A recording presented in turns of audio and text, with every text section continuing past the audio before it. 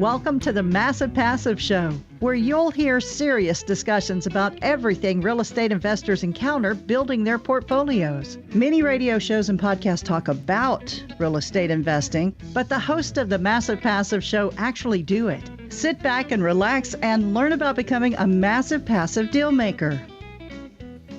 Good morning and welcome to the Massive Passive Show, brought to you by the Lone Star RIA. This is one of your hosts, James Haney, and I'm joined by our co-host, Mr. Ray Sasser. Good morning, Ray. Hey, James. How are you? I'm doing wonderful on a Saturday morning. So let's go ahead and talk about today's show. It's going to be a little bit different today. We're going to talk about some of the hot topics going on in today's market, because it is pretty hot out there and pretty interesting. So we want to, I'm just going to ask Ray some questions and pick his brain to get some thoughts on some of those topics. But before we get into that, I do want to let you know that anything that we talk about, reference or any of our vendors or anything like that, that all can be found at lonestarria.net. That's Lone Star, REIA.net.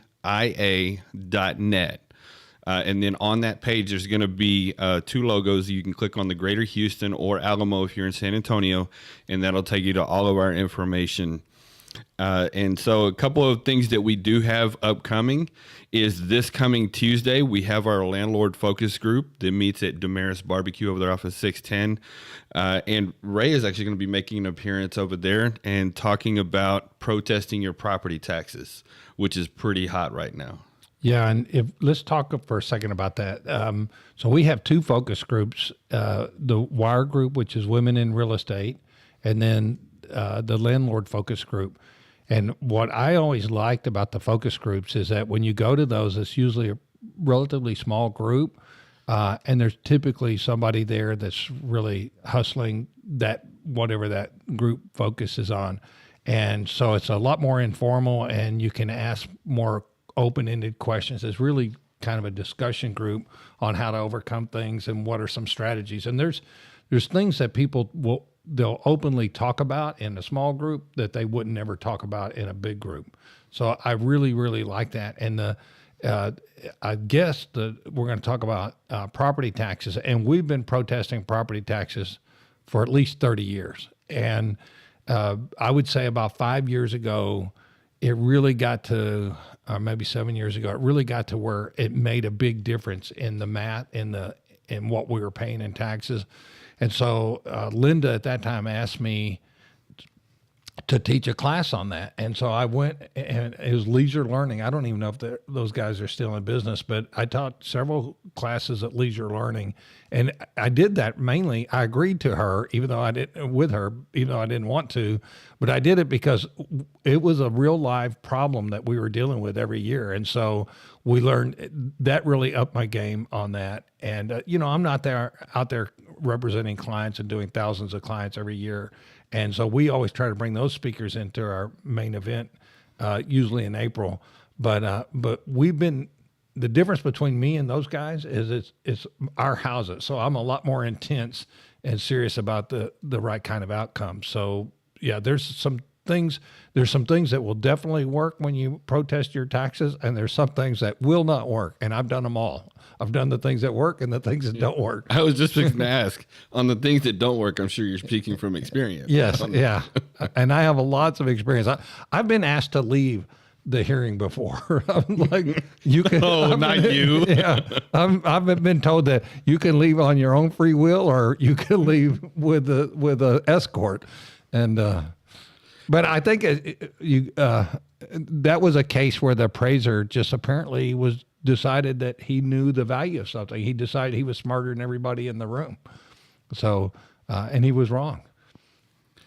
So again, that's April 26th, Damaris Barbecue. And again, LoneStarRIA.net. That's LoneStarREIA.net. You can find that information. And again, the focus groups, like Ray just mentioned, they are smaller groups, more networking and more free to, ask more questions. So definitely put that on your calendar.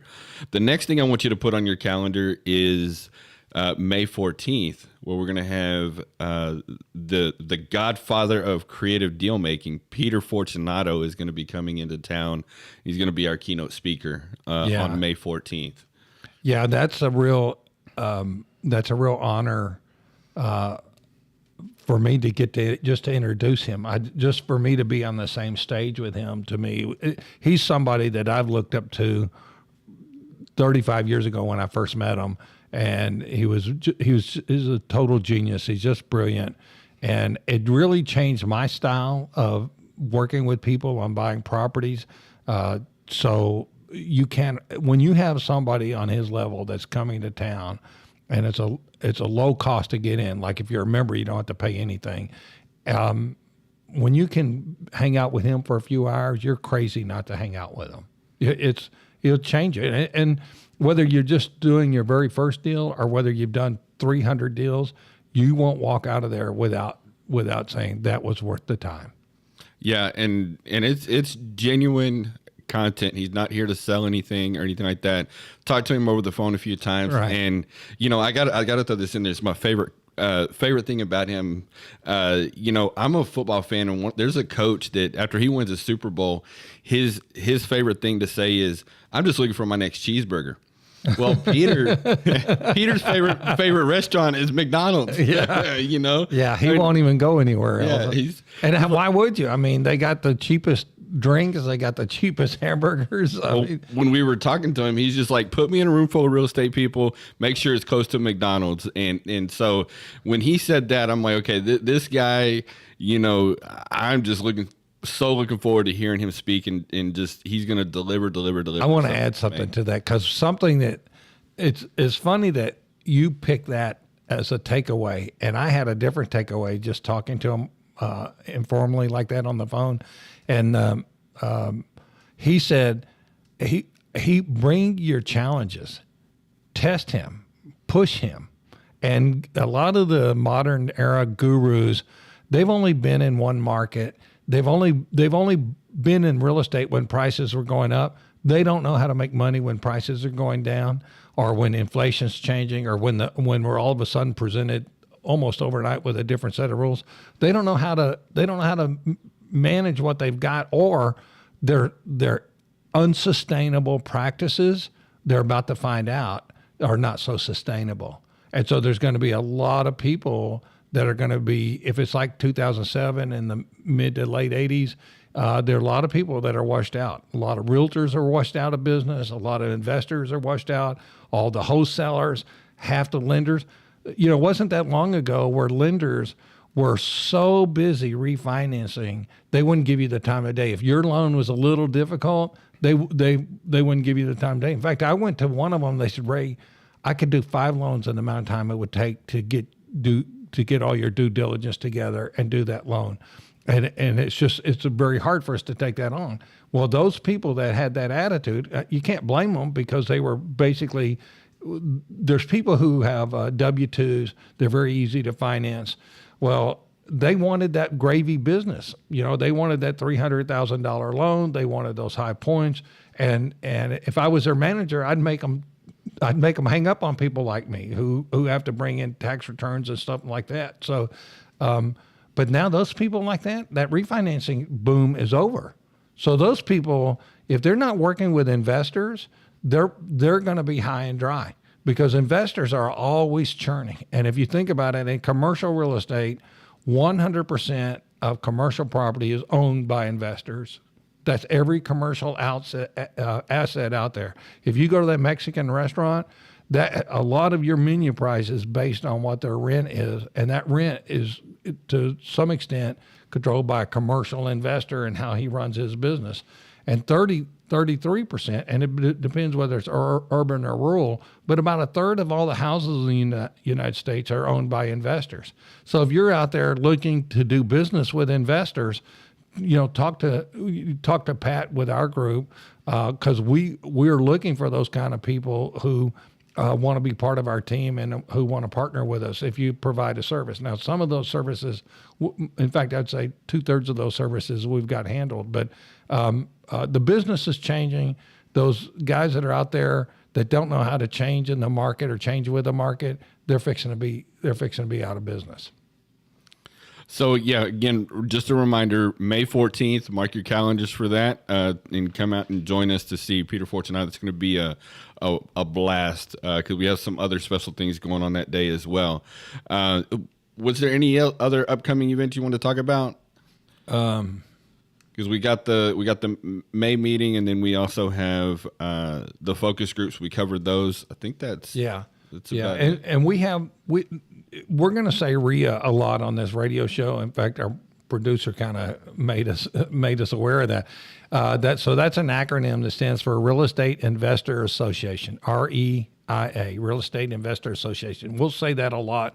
We happen to have a RIA group. It's a national chapter group. It's the only national chapter group in Houston. So we have basically the buying power and the asset power of 45,000 other investors across the country. So, so the RIA group are our RIA in Houston, and we have another RIA in San Antonio. So we do monthly meetings and we do monthly workshops, which is property management workshop and the wire workshop, women in real estate. Yeah. And you can always go back to LoneStarRIA.net. That's LoneStarREIA.net, and you can connect to either one of the RIAs that Ray just talked about. So let's dive in, because these are some hot topics, and not sure exactly how many we're going to get to, but we'll get to as many of them as we can. But the first question I want to ask Ray about is, because we know that the market is extremely hot right now. Prices just continue to go up. So in today's hot market with rising prices, is it a good market to buy? I'm going to give two answers to that question. So the one I want to talk, and don't let me forget this, but I want to talk about like why we even do real estate, right? And what are the elements of real estate? But right now, is it a good time to be a buyer in a market? I think as long as you don't, just don't go over what retail is, but if you do the math, if you can still get low interest rate loans, retail makes sense just on the face of it. And that's something that a lot of people won't preach, but if you can get that 3.5%, 4% loan, then retail makes sense. In fact, a lot of people are saying, as long as interest rates stay under 7%, then the math is going to continue to work. And that, believe it or not, that's a kind of a conclusion I came up with. As long as we can get our money and we're buying a little bit below market, then 7% money works. If you're buying at market or over market and your cost is 7%, that math, it probably won't work. And so yeah, I think it's a good time if you can find the properties. And you're not going to find properties if the seller has time to market it and that property shows real good. You're probably not going to be buying that property. What's interesting is we've sold, I want to say, retail 3 or 4 properties with partners who wanted to sell their properties. We've sold 3 or 4 in the last couple of months because we tried not to sell. And what we're seeing is we're selling to e-buyers, because e-buyers don't need all the red tape. They don't need all the due diligence. When they say they're going to do it, it usually comes in the way they say it. They're not relying on appraisers typically. So an e-buyer, just pick a number, a $200,000 e-buyer offer, or iBuyer. I don't know why I'm saying e-buyer, but an iBuyer offer, $200,000 is equivalent to maybe more for a retail buyer. So a $204,000, $205,000, $207,000 retail buyer, homeowner, and that's a big thing. Homeowner is being beat with these $200,000 offers from iBuyers. And think of it like if you're the owner selling that house and you're in the business of you're making a business decision, you're going to go with the sure thing instead of going with something that's going to be a lot of hoops and stuff like that. If you were to offer like a FHA type loan, what does that tell me as a seller? Right up front, it says, hey, if there's any hiccups, I can't overcome it. If a commercial, a conventional borrower comes to the table and they can put 10 or 20% down, they're telling me up front, if there's hiccups, I can overcome them. So why would I go with that FHA buyer if I could go conventional? And why would I go conventional if I can go all cash? And when a deal busts out a month and a half or 2.5 months into it, maybe 3 months, God forbid, because that happens when you're on that end of the stick. That's what happens. And when that deal busts out, that $4,000 or $5,000 extra dollars you were looking to make on a $200,000 or $300,000 deal is peanuts, right? I mean, it's not. I mean, we don't even like, if we're selling retail, we don't even like when a title company says, "Oh, we don't have all our documents, and that closing we're going to do on Friday, we're now going to do that Monday." Well, I've been the guy that's had his property vandalized over the weekend. And it's like, no, I don't want to move that to Monday. Let's do it now. I'm sorry, you're incompetent. And by the way, a lot of times when a title company is incompetent, it's not really them, it's you, because you weren't on top of it. You don't have that 50-item checklist that you go through to make sure everything's done before that retail deal. So have you ever, when a title company has told you that, have you ever said, well, it looks like you're working till midnight tonight? Well, I ask them if they can close on Saturday. Or is it just me that you asked that? Well, yeah, I don't say that. I just say, a lot of times people will say, hey, I couldn't get it done. And I said, did you sleep last night? Because you could get it done. Yeah. In fact, Sharon, is one of my main partners in my life, really. And we've been partners for 9 or 10 years, and she recently passed away. And she would always tell a story with her mom, who's Korean. And she said, she said, sleeping is for when you die. Sleeping comes later. Sleeping is overrated. Yeah. So you said that you were going to give 2 answers. Yeah. So what, I think you don't want to ask that question without asking why real estate.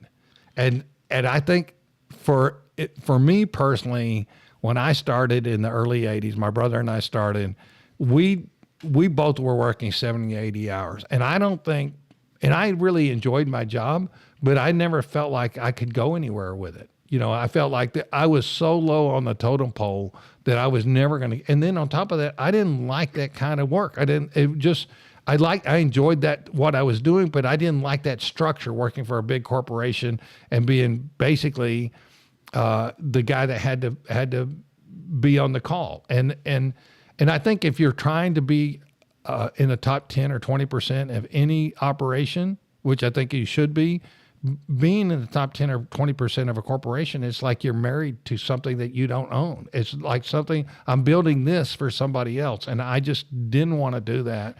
And then I thought, well, I really became a stock market fan for a brief period of time, like maybe 6 months. I really learned all the stuff that you could. I bought all the documentation that I could buy to evaluate different assets and different mutual funds. And at the end of the day, I couldn't control that either. I didn't even know who the buyers were. I didn't know. I had no personal relationship with that process. And it's like, I don't want to do that either. And then Robert Allen came along and talked about real estate. And I said, that I can control. I get to pick the tenant that I'm going to work with. And the tenant's job is to pay my rent and pay my mortgage and make this thing free and clear. And so the question is, why real estate? And I think it's because there's the hope, and in my experience, it turned out right. There's this hope that you can control the pieces so that you can shape your life. This week Jan and I spent 3 days in Crystal Beach in a beach house, and we did some work there. We didn't just walk away from our business, but the key is we had control of where we were working. We had control over our schedule. We put systems in place so that we could get the things done that we needed to get done. And just having that luxury. And then over the years, like when my son was growing up and got on the wrestling team, I realized I had to support the wrestling team. And I couldn't have done that with a real job. I mean, I went up to the coach and I said, I have tools and I have resources. I can help you out. Let me be your Girl Friday and solve special problems. And so I got to stay real close to Justin's upbringing on the wrestling team. And I couldn't have done that if I'd had a 40-hour-a-week job or Monday through Friday deal. Like a lot of the parents, they would just show up in the evenings on the matches and stuff. But I was really involved in that, and it just helped me bond in a way with my son that I could have never done without that. So why real estate? Because we can control the pieces. And real estate, if you think about it, real estate, I never could figure out land. And a lot of people are doing land right now, and land makes a lot of sense. And I have figured out land, 20 years later. But in the beginning, I could never figure it out. I could figure out the single family houses. And so Audie and I would do one, fix it while we were working in our jobs, and then do another one, fix it, and then get totally burned out for like 4 months and not do nothing for 4 months because we had full-time jobs. He was married. We had responsibilities. So we were pushing really hard, but eventually I was able to quit my job. And then a year later, his wife was able to quit her job. And then a year later after that, he was able to quit his job. And we just kept accumulating single family houses. And to me, that promise that Robert Allen made turned out to be true. Now I had to do the work, but if you think about why real estate, with real estate, you have somebody paying off the debt. You have appreciation, hopefully, not always, but like last year, appreciation, a lot of places were over 20%. So that means if you had a $200,000 house at the end of the year, it's worth $240,000, right? At the same time, now that's basically inflation causing that. So in real dollars, it may not have went up in value, but guess what went down in value? The debt. That really did go down. So if it takes more dollars to have the same amount of horsepower in a process or an outcome, that debt goes down in value, right? It goes down in value by whatever the rate of inflation is. So that means if your debt goes down and your real value stays the same, but it's went from 200 to 240, that gap gets bigger. That's your equity. So having lots of debt, proper debt that's being paid for by the tenant in a good asset, how do you do better than that? And a lot of times people say, well, what about apartments? What about commercial? What about single family houses? Those are good, and they're not sustainable in a lot of cases because those are the commercial properties are going to be the first thing that collapses. Then it's going to, if they collapse, and then it's going to be condos, and then it's going to be townhomes. And if it gets to single family houses, that's the last thing to collapse. And so guys that are sitting on big portfolios of single family houses, we had a speaker on our stage last month. We figured, were you sitting there when I did the math as she was walking up to the stage, and we were talking about how much her net worth increased in 1 year? It's over $1 million. And that was no transactions. That was her just going to bed, waking up, going to bed, waking up. That if she would have taken the whole year off and taken her family to go around the world, her net worth still increased by $1 million. And that was just on appreciation. That wasn't including cash flow or anything like that. Yeah, cash flow means work to some extent, right? Yeah. Cash flow means you're collecting the rent payment, you're doing all that. So yeah, she probably made in her appreciation she made 20%, but let's say it's 6% or 5%. Okay, but that's still 5%. So if you're $200,000, that's $10,000 a year. That's $888. I'm doing the math in my head, but that's $888 a month. What's your rent? If your rent, let's say your rent's $1,400, and your cost is $900, your cash flow could be $400 or $500, right? So and your net operating expenses or your net operating income is going to be. A lot of times they'll say it's half. It's more than, in reality, it's more than half. But if I have a $1,500 a month rental, I should be able to make $1,100 for my expenses, about $400 for my cash flow. So that right there, that her rate of return is like 2%. So if inflation is 5%, then that's 7% right there that you're making on your money. And if you're using leverage, like in other words, you've got that $200,000 asset and you have $20,000 in it, your return on your investment, your return on your cash, it could be 30 or 40%. And that's because of the power of leverage. So why real estate? That's why. And once you do that math, now the math really doesn't get any harder than that. And if you hear that 4 or 5 times, no matter whether you're a math person or not, the math guy is like, yeah, he did that right, except he didn't. He made a mistake in his calculation. But the non-math people, they won't know I made a mistake in the calculation. But if they hear that, the non-math people hear that 4 or 5 times, they're going to say, yeah, that's how that does. And I get to pick the tenant. and I get to pick the house, and I get to set the policies, and I determine when I want to bail out on an investment or a person, right? And I have control over all those things instead of a 32-year-old controlling my stock portfolio, driving a $100,000 car, right? And where's that $100,000 car that he's buying coming from? It's coming from me. And the heck with that. I wouldn't buy that $100,000 car. I'd buy a $30,000 car and put that $70,000 into debt reduction or into more assets.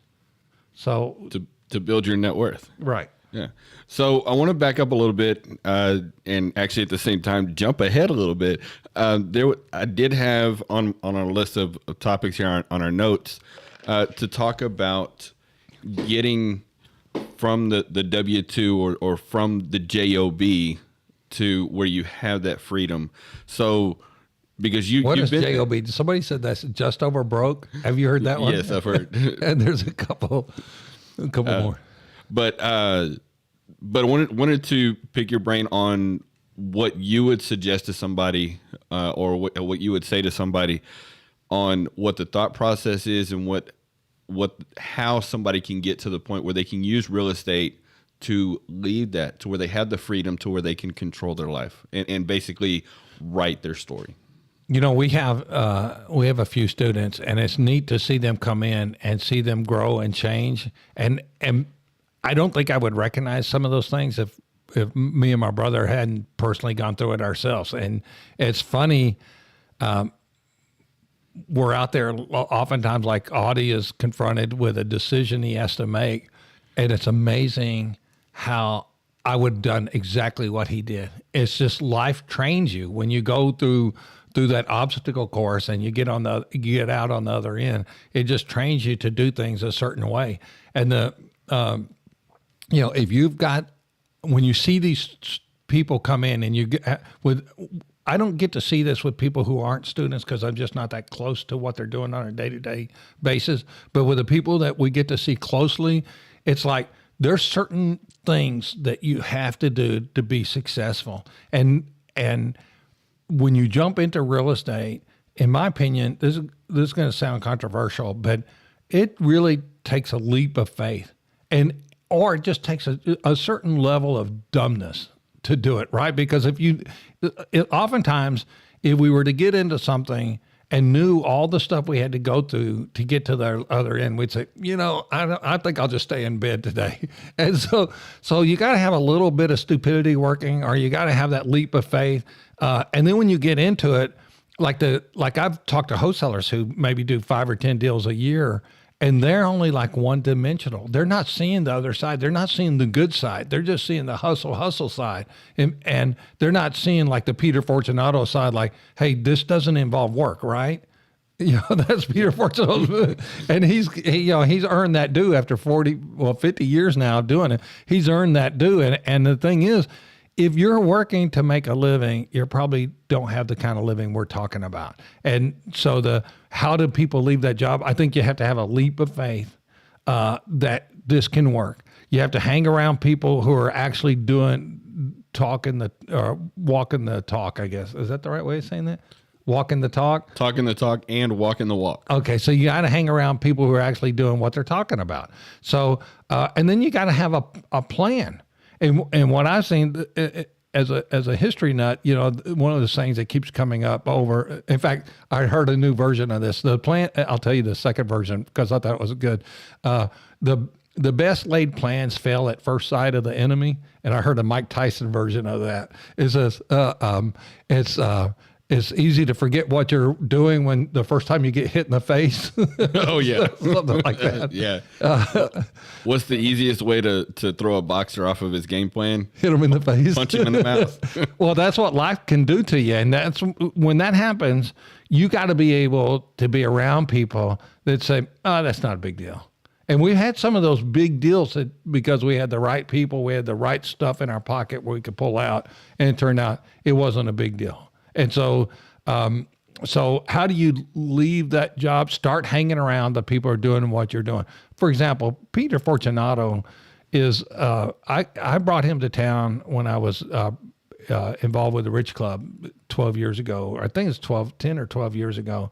And I got the honor of introducing him in front of 200 people. And he talked for 2 days, and he got a standing ovation when he left. And it's because the people that went to that when they left that room, they could see, hey, I know how to make these changes that'll make a difference. And that's different. Different people hear different things. Like I go to Peter Fortunato's stuff once or twice every year just because I'm different. Peter could say the same exact thing he said 6 months ago or a year ago, but because I'm different, because I'm having different sets of issues, I'm having different growth pathways that I'm trying to overcome. Like when you first start, you're not worried about scaling. And you're not worried about management, and you're not worried about organization. You're just like, how do I make the deal? Well, when you start doing deals, all of a sudden, this organization will kill you if you don't figure out how to put that in place. If you don't do the scaling right, it can kill you. And Peter's figured that out, and he's also figured out how to do deals in a way that that are much more passive in nature and less transactional based. And so as a student of that, that's what I've learned. And that's what we've been doing for the last 38 years now. And just learning how to do those things. And it gives you a different lifestyle at the end. So getting involved, getting connected, getting around people that are doing this, and then start taking action and doing some of the things that the people you're hanging around, right, they're doing. And then when you get to a certain point where you are replacing your income consistently, then at that point, it's very well, and that's your goal. Your goal, and we haven't talked about this lately, but don't ever forget the financial freedom number. When you've reached your financial freedom number, you stop thinking like a poor person. And you start thinking about like, how can I spend my time? How can I spend my resources to put things in the right place where they do more of this? And if you start out right, and in my opinion, and I know I'm right on this, in my opinion, you have to think in terms of financial freedom number, because that's your goal. Your goal is not to pay for your grandkids' college fund. Your goal is how to put food on the table, how to have reasonable transportation, how to have good housing, good shelter. And so you figure out how to do that where you don't have to give up your time. If you're trading your 40, 50, 60, 70, 80 hours a week so that you can provide food and shelter for yourself, then you're doing this wrong. And what you've got to do is you got to figure out, how do I get to my financial freedom number? Once you get to that, then you can start working on more important problems. Like how do I accelerate? How do I, instead of doing one house every 2 months or 3 months, how do I do a house every 2 weeks? Or how do I do a house once a month? Or how do I take the assets that I've got and reorganize them? And that's a thing Peter's really big about. And that was my biggest takeaway. I don't know if you're going to ask that, but the last time I went to Peter's deal was a month or two ago. My biggest takeaway was, how do I rearrange the assets that I have to get a higher yield? In other words, I don't have to go outside and work on problems. I can work on my in-house stuff now and really optimize that. Maybe scale back some of the responsibility. And by the way, we're selling 2 of our assets. When I came back, really, when I was sitting in the class, remember I said I'm a different person? Every time you go to these meetings, every time your dad says something to you, you're a different person. Just, you heard that saying before, the older I get, the smarter my dad gets. Mm-hmm. And so when you become that different person, so I was sitting in that class and I said, I look at how I'm spending my time. I'm spending the 80% of my time on 20% of my assets, or 20% of the property. Why don't I just get rid of that 20%? And I made that decision. In fact, I made it right there in the room. And that evening, I called the office and I said, okay, we're selling these 2 assets. And now we're going to do 1031 tax deferred exchanges, and we're going to move into the assets that I feel like work the best for us and for our operation. So that way, that's going to free up time that you can focus on more things that are more in line with your goals. Right. Making the money you need to make and in reaching your goals. And I just to touch real quick on the financial freedom number. When you reach that number, you start thinking differently. right? And when you start thinking differently, now you think more strategically, you get to work on the things that you want to work on. And so what I would say is if you're even toying with this idea that we're talking about is don't buy that $100,000 Bentley. You know, there was a couple of guys on Facebook, and honestly, I don't know how much they cost, but it's $100,000 plus, I believe. If you buy that $100,000 car, you might be able to impress your friends, but you're not going to reach that financial freedom number, or you're so long away from, or you're going to have to cut corners, or the market's going to change. And that guy that says, "Hey, I was a millionaire 3 times," you're going to be that guy. Right, because you're also in poverty 3 times, right? And you're also broke your promises to people around you 3 times, at least 3 times. So yeah, we don't put pressure on your financial freedom number. Scale back, streamline, and struggle to get that passive income coming in. That's the name of our show, Massive Passive. Yeah. So, well, just a kind of a left turn here. You brought up the car. You know, they do studies, you know, and they'll ask, you know, millionaires, multimillionaires, billionaires, and they'll find out what kind of vehicles that they drive. And I believe, I could be wrong, but I think the number 1 driven vehicle is an F-150. And then the number 2 is a Toyota Camry, if I'm not mistaken. You know, so I got both those cars. I got an old F-150 I can drive through a bunch of brush and ruin it, and I got a hybrid Toyota Camry. And I think that's because their way of thinking, they don't need those flashy cars, and they want to use something as economical as possible. And listen, if you get a Bentley, like my wife's doctor, cardiologist, bought a house in River Oaks. Now, that's an ego deal. That guy is trying to prove something. What I want my wife's cardiologist to do is to prove that he can write a scientific paper and change the course of heart treatments and heart patients. But yet he bought a house in River Oaks when my wife was going through her heart attack, and it's like, okay, his head's in the wrong place. I don't want friends like that. If your ego is so fragile that you got to drive $100,000 car or post $100,000 car in Facebook, you're not my guy. If you're managing a real estate fund and you're driving $200,000 cars, I don't want to be in your real estate fund. I want to be in the real estate fund of the guy that's out there talking to the carpenter, that's talking to the foundation guy, that's out there in that life, because if you're either real or you're phony, and if you're not in that life, then you're phony.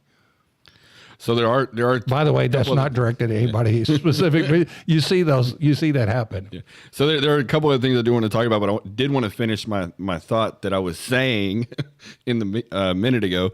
But you know, your mentality needs to be, you know, every dollar you spend, you know, $1, $20 going out to eat, whatever. If I spend this money on this, what am I getting from it? Or can I use this to grow it? Even if it's, how can I take this $20 and turn it into $100? Then how can I take this $100 and turn it into $1,000? And then it just keeps growing. So that needs to be your mentality, and that's going to help you get to where you want to be in scale. But we are, you know, under 15 minutes left on this show. Man, these shows go by fast. Well, we just get to talk. Can I take another sidetrack? It's the rule of 72. Do y'all know the rule of 72? Oh, I have heard that, and I've heard you explain it several times, but my brain just doesn't seem to digest it right. So I will give you permission on this one. And by the way, I don't think it's natural for anybody to understand the rule of 72 until you repeat it 10 or 15 times. And it's the same like cap rate. Cap rate was like hard for me to understand until I realized it's actually pretty simple. And it's not near as complicated as my head was telling me it was. So the rule of 72 is if you take the interest rate and divide that into 72, that tells you how long it takes to double your money. So if your interest rate is 7.2% that you're getting on your money, and so now interest is like what a bank pays or somebody pays in rent. Yield is different, but it's effectively the same number. So yield is like the return on your investment. The yield you get, if I give $100 and I get back $7.20, that's my yield. But it also, if I was a lender and I got 7.2%, that'd be my interest rate. So yield and interest rates are kind of commingled. But you take that 7.2 and divide that in 72, and that's how many years it takes your money to double. So if you take 7.2 divided in 72, that's your yield is 10%. You'd have to get a yield of 10% for your money to double in 7.2. And you could do that backwards. If you got an interest rate of 10%, it'd be 7.2. If you got an interest rate of 7.2, it'd be 10 years for your money to double. So you just take either the years that you want your money to double and divide that into 72, or take your interest rate. So half of 72 is 36. So if I could get a 36% yield or interest rate, whatever you want to call it, if I could get a 36% yield, that means my money would double every 2 years. If you take inflation, they're saying is, I've heard different numbers, 7 to 8%. So let's say inflation is 7.2%. That means that that's how much your money's being eroded every year. And they say inflation is a tax on the poor. There's nothing could be more true than that. And the middle class, those people that are putting money in retirement accounts, and they're not putting that money into things that go up with inflation, because money doesn't go up with inflation, it goes down. And so if you got that $10,000 in the bank at the end of the year, it's really equivalent to $9,000 because inflation eroded it. If you put that same $10,000 in a house and you use leverage, at the end of the year, that $10,000 could have grown to be $40,000. And if I bought that $200,000 house, I had $10,000 in it. Last year, when appreciation was 20%, that $10,000 now becomes $40,000. It grew $40,000, so it's now $50,000. So my yield on that's 400%. Okay, now that doesn't happen every day, but think about when you have cash, put it in things where values are going up, and that's why I wanted to play the real estate game, because it's an inflation hedge, but when I start using leverage, then it grows real fast. So I'm gonna throw you a curveball here, and I'm gonna put you on the spot, and I hope I still am employed after this, but that rule of 72 you just talked about, I want to do something for our listeners, and that is I want you to put that on a white paper, like how to figure that out and everything, put that formula. And then if they want that, then if you're listening, go to LoneStarREIA.net, LoneStarREIA.net, and send us a message saying that you want to get that rule of 72 white paper, and we'll get that to you. Okay. So, but I do want to move on. We do have just a few minutes left, and I wanted to you were walking right into this this next question. With interest rates rising the way that they are, we've had lots of conversation over the past year or two about how cheap money has been to be able to borrow, and how money's been available. But with rising interest rates, one, is that still true? And two, what are the best sources of money during these times like this? Your mother. The best source. Hey, she's listening. You hear that, Mom? It's not just me. Ray said it. But make sure you're taking care of your mother. Don't be, take her flowers occasionally and take her to lunch on Sundays. Mothers are really pretty. It's funny you say that. My favorite thing to tell her is, it sounds funny, but it's just an inside joke between her. But I always tell her I'll buy her lunch at Chick-fil-A on Sundays. Will she go for it? I mean, she wants to. Chick-fil-A is closed on Sundays. Oh, I got you. Yeah, I knew that. But that's me keeping her life interesting. But anyway. Mothers just want you to talk to them. They spend really 40 years of their life in high intensity observation of you and the stupid stuff you're doing as a kid. And I don't think you grow up until maybe you're 40. So your parents know that. And they're out there watching you all the time, like, okay, what dumb thing is he going to do next? And I'm still growing up. Yeah. How can I like tell him tell her what to do so she doesn't do that next stupid thing? Because when they get to be in their 20s, then they're driving, heavy equipment. They're making life and death decisions without knowing all the facts. So what was the question? What's happening with interest rates? So, yeah, there's all kinds of things we can do. If you're refinancing, you're not if you're doing, financing where where you're like doing cash outs and stuff like that. And that's what buy and hold guys need to do. That's how you realign your investments, and that's how you clear up and get property free and clear and stuff. So we need to be doing that. And right now those rates are around 6%. They've gone up to 6%, 5.5%, 6%. Now, if you had an asset for a while, and say Peter loves talking about loan constants, and it really, when you understand loan constants, it really helps. But I'll tell you the penalty of loan constants. If you have a high loan constant, in other words, you have a low balance, but the loan was calculated when the balance was high, then you have a high loan constant. And what that means with a high loan constant is that you probably don't have cash flow. So I could have in fact, we have a duplex that's probably worth $200,000 or $250,000. We owe $35,000 on it. I could go out and borrow probably $150,000 on that house, and my payments would be the same, right?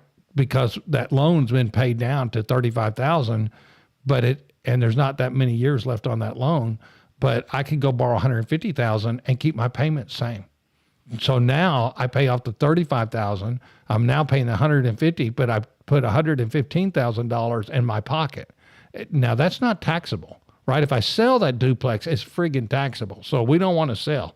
Okay, I might do a 1031 tax deferred exchange, and that's Monsieur with Transact Title is that's one of the things they do, because they work with investors. So so I could put that $115,000 in my pocket, or I'm not thinking like that guy that's not reached their financial freedom number. I'm thinking like, how do I increase my income? I could take that $135,000 and buy other assets with it, or pay other assets off that have high loan constants. And so now I could literally cut just with that deal, depending on how far you could spread it and what your balances are, I could take that cash flow that I have now, borrow money on that one property, and increase my cash flow by just cleaning up my other properties. And maybe I'll put that in the white paper if somebody asks for it, because you got to see it on paper.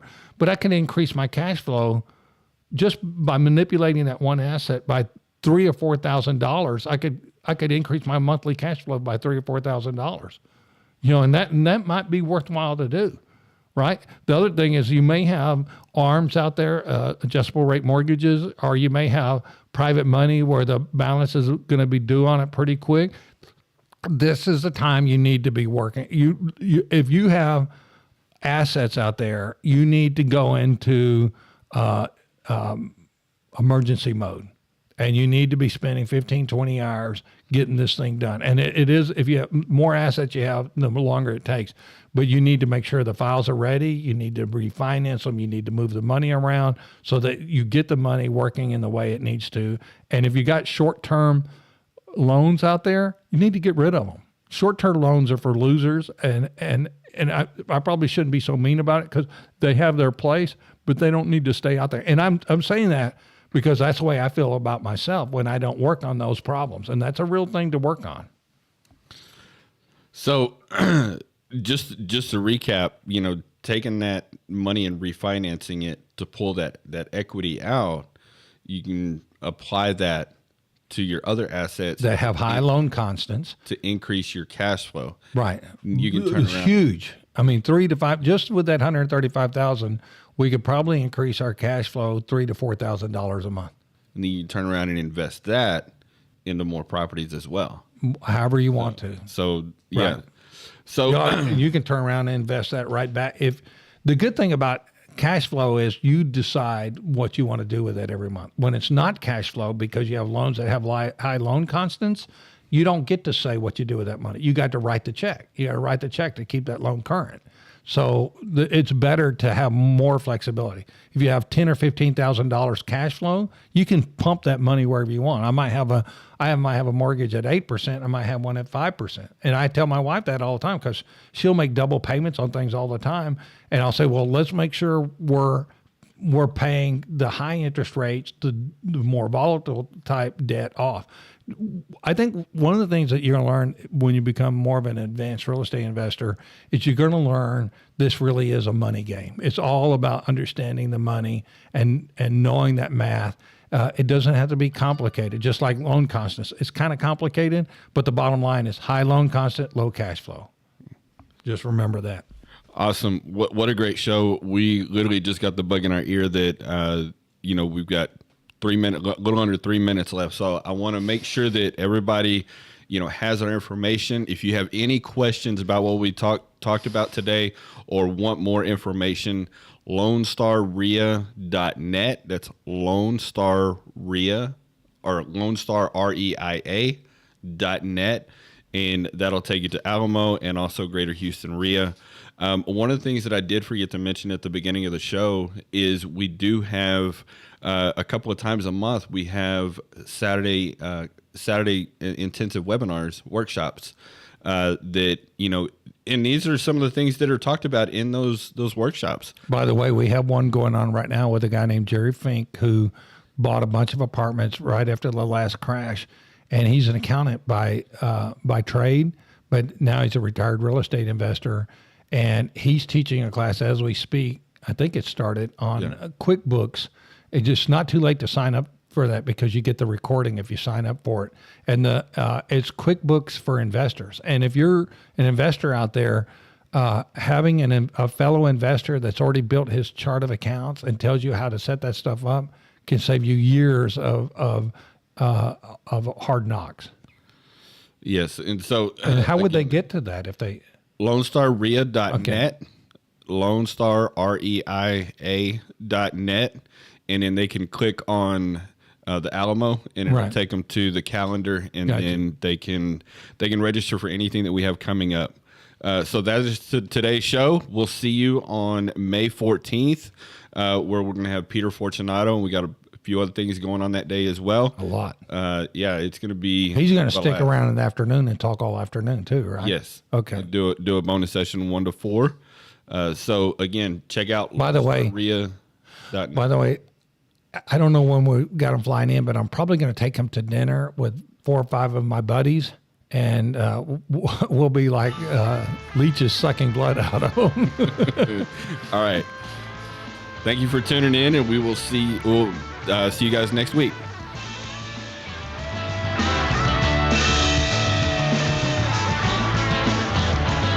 Okay, gentlemen, have a great day.